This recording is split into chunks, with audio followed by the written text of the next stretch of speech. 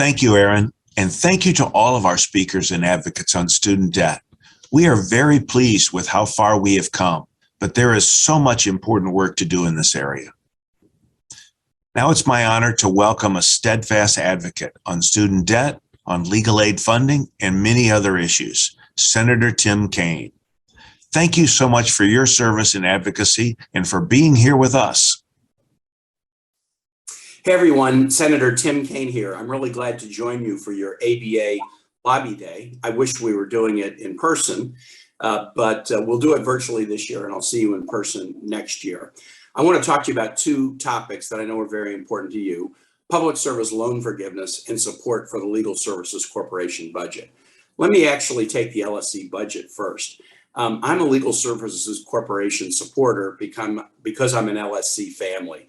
My wife, Ann, as many of you know, worked for many years for the Legal Services Corporation at the Central Virginia Legal Aid Society and has continued to do work to support LSC programs during her entire career. I've been proud to join her in that. And now I have a second generation. My daughter-in-law, Carly, is an attorney with the Legal Services Corporation. So I understand in a very powerful way, both because of my family connections, but also because of my long work as a civil rights lawyer and public official in Virginia. I understand in a very clear way how important LSC is. You can be sure that in your effort to obtain robust funding, I will be an advocate and champion, particularly after 2 very difficult years of COVID. The challenges that families have, everything from sickness to job loss to businesses closed and other needs that they have dramatically skyrocketed.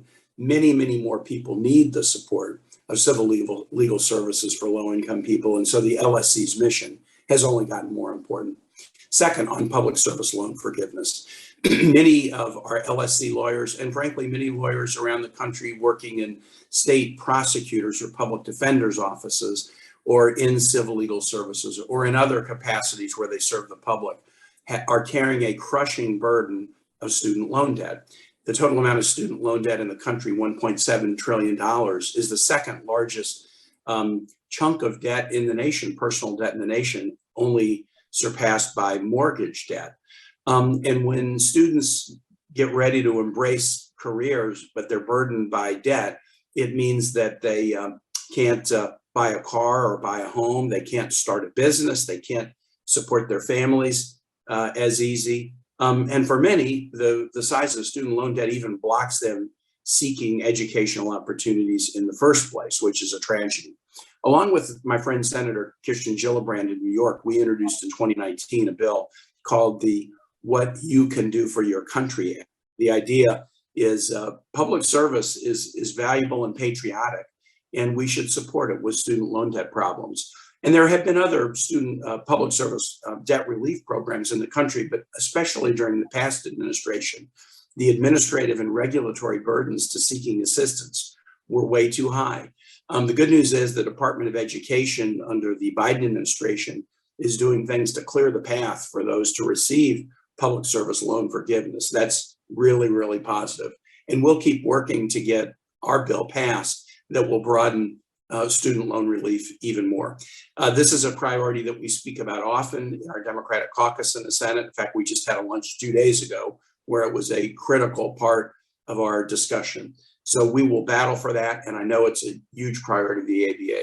Finally, thanks for all the work that you do in communities around the country and also in making wise recommendations to us about our nation's federal judiciary. I'm particularly excited about the prospect of Judge Ketanji Brown Jackson being on the United States Supreme Court. When I started in law school, there were 9 men on the Supreme Court.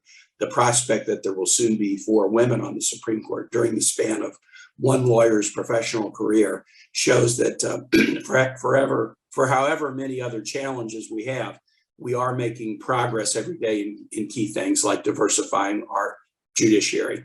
Have a wonderful day. Glad I could spend a few minutes with you, and let's go succeed on both LSC funding and public service loan forgiveness.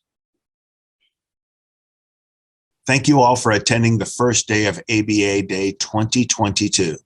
We hope you've enjoyed the programming. We hope you've learned something new, and we hope you've had an opportunity to advocate on the issues that we've highlighted. Thanks again to our many wonderful speakers for taking the time to share their expertise with us today. But our 25th anniversary doesn't end here. Please join us again tomorrow. You will have the opportunity to network with many ABA entities to support your advocacy efforts, and we will have additional speakers you will not want to miss. Our event begins tomorrow at 1 p.m. Eastern. Until then, please feel free to continue advocating and exploring our new platform and all the resources it offers. We hope to see you tomorrow.